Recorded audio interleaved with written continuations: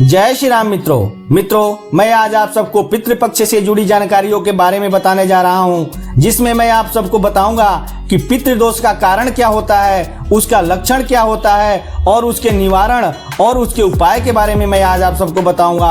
आप ध्यान से सुने और वीडियो को पूरा अंत तक देखें। आइए अब हम बिना देरी किए वीडियो को शुरू करते हैं। अगर आप इस चैनल पर नए हैं तो प्लीज चैनल को सब्सक्राइब कर लीजिए ताकि इस तरह की जानकारियां आपको रेगुलर बेस पर मिलती रहे।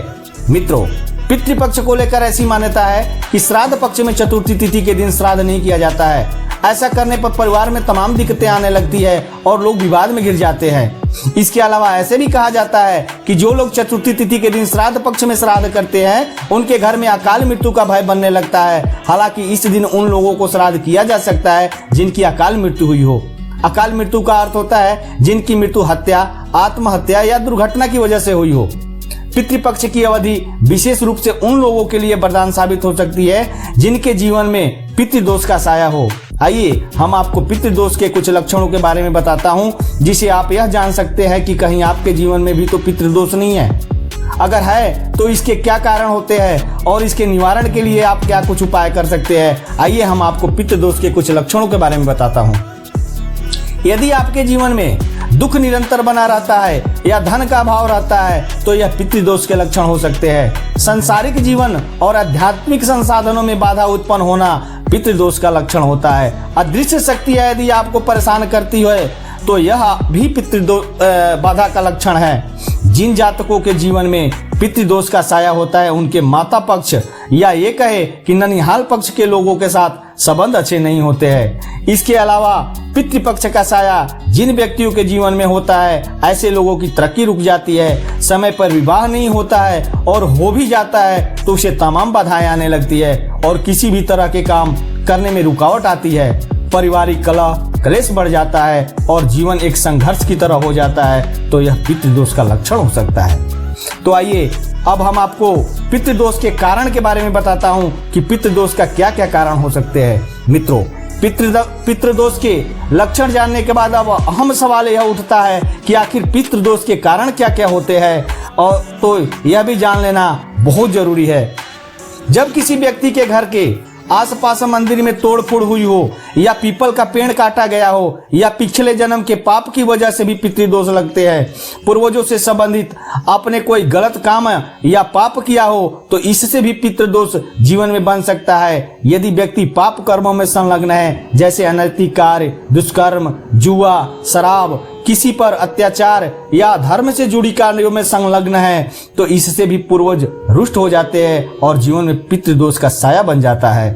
इसके अलावा यदि आपने कभी भी गाय, कुत्ते या किसी निर्दोष जानवर को सताया हो, परेशान किया हो तो भी पितृदोष आपके जीवन में लगता है। आइए अब हम आपको पितृदोष के निवारण और इसके कुछ उपाय के बारे में बताता हूँ।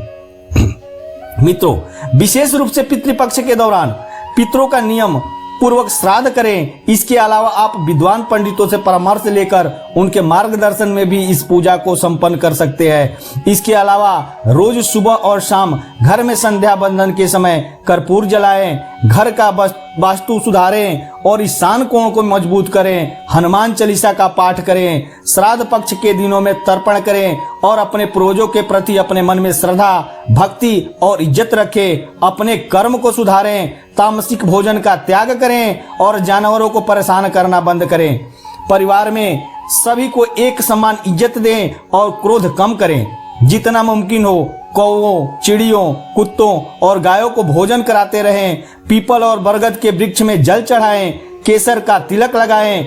मित्रों, अब आइए हम आपको श्राद्ध से जुड़ी एक बहुत महत्वपूर्ण जानकारी बताता हूँ। श्राद्ध का सबसे उपयुक्त समय है कुतुब बेला। क्या होता है यह समय, आइए हम आपको बताते हैं कि कुतुब बेला क्या होता है। दरअसल मान्यता है कि श्राद्ध पक्ष में 16 दिनों तक हमेशा श्राद्ध को कुतुब काल में ही संपन्न किया जाना चाहिए। सवाल उठता है कि आखिर यह कुतुब काल क्या होता है। दरअसल दिन का 8वां मुहूर्त कुपुत काल कहलाता है। दिन के अपराह्न 11:36 से लेकर 12:24 तक का समय श्राद्ध कर्म के लिए विशेष रूप से शुभ माना गया है और इसे ही कुपुत काल कहते हैं। ऐसे में अगर आपको मुमकिन हो तो इसी समय अपने पितरों के निमित्त धूप जलाएं, तर्पण करें और ब्राह्मणों को भोजन कराएं।